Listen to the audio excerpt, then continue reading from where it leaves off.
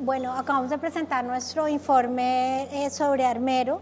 Armero, 40 años de vulneración de derechos. Hicimos una investigación donde recogimos las voces a través de encuestas, grupos focales y trabajo con personas sobrevivientes y encontramos varios hallazgos. Lo primero, tal vez el más importante, que el desastre de Armero fue un desplazamiento forzado por desastre que se ha prolongado en cuanto a los daños que sufrieron las personas por estos 40 años. Es decir, que el daño continúa y la reparación no ha sido total.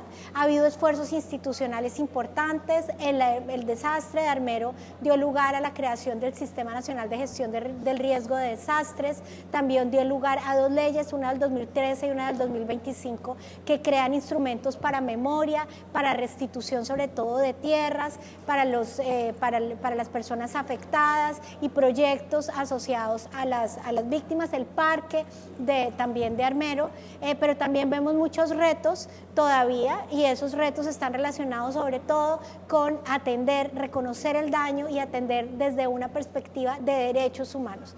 Una recomendación principal es adoptar una ley que reconozca el desplazamiento forzado por desastres, no solo por factores ambientales o climáticos, sino en general por desastres, generar políticas públicas de prevención y lo que tiene que ver con las víctimas de Armero, terminar muchas de las iniciativas que ya tuvieron un comienzo, entre ellas poder hacer el registro de propietarios, hacer el cerramiento del área del Nevado, hacer una búsqueda de identificación de los niños, niñas que desaparecieron en su momento o que no se sabe su paradero y tuvieron una ruptura familiar para que haya reunificación familiar y atender también las necesidades porque los daños son transgeneracionales en proyectos productivos, en salud, en empleo y también y muy especialmente el tema de salud mental. El 70% de los sobrevivientes de Armero y también sus hijos, sus hijas, sus descendientes dicen no haber tenido daños o digamos afectaciones en la salud mental relacionadas por ejemplo con falta de sueño, con un temor exacerbado a la posibilidad de cualquier riesgo y además el 80%, más del 80% dijo no haber recibido ningún tipo de acompañamiento psicosocial. Entonces hoy tenemos una deuda con Armero y que es una deuda hacia el pasado y una deuda hacia el futuro. Hacia el pasado es reconocer los daños y las afectaciones que se han producido hasta hoy y que continúan y poderlas reparar, y de otra parte hacia el futuro, que es establecer unas políticas públicas que fortalezcan la respuesta institucional y que prevengan que situaciones como estas sigan presentando en otros contextos en nuestro país. Podemos profundizar un poco más de qué llevó a determinar que era un desplazamiento forzado por tema de derechos, por tema de temas ambientales. Por desastres. Desastres naturales. Es por desastres, sí. Para ese entonces no existía ese marco. Hoy en día, a partir de los principios rectores de desplazamiento de las Naciones Unidas, que son del año 97, reconoce el desplazamiento forzado por dos factores, por violencia y por desastres. Entonces aquí estamos en una situación de desplazamiento forzado por desastres. ¿Por qué? Pues las personas no salieron voluntariamente, sino presionadas, obligadas por el desastre que se presentó. Otra aclaración. No son desastres naturales, aunque haya un fenómeno natural de por medio. Lo que el marco jurídico actual internacional y los lineamientos establecen es que a pesar de que haya un fenómeno natural, es prevenible, como fue el fenómeno en Armero.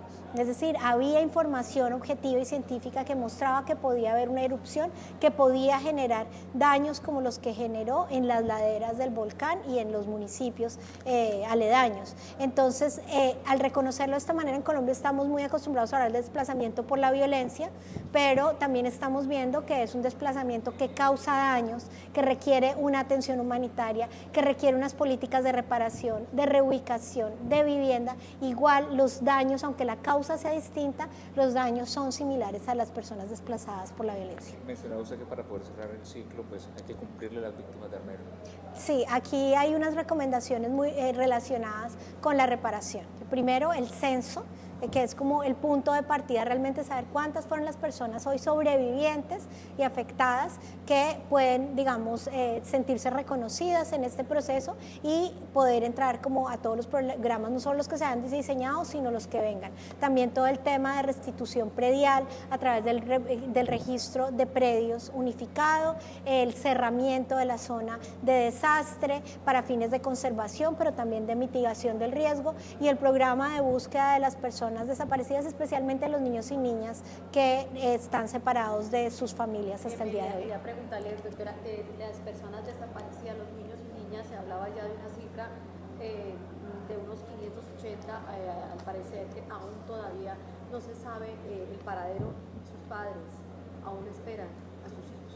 Sí, hay unas recomendaciones dirigidas al ICBF particularmente y a la Registraduría Nacional del Estado Civil de establecer la identidad, primero identificar quiénes son esos niños en su momento, que hoy tendrán más de 40 años por supuesto, que en su momento no aparecieron, hacer una búsqueda a través de identificación genética y poder establecer canales de contacto. Hay niños, niñas que en su momento desaparecieron y que hoy ya se pusieron en contacto con sus familias, pero son más los casos que siguen pendientes. Se habla que algunos, gran parte de estos casos, algunos ya están en el extranjero adoptados en otros países, ¿verdad?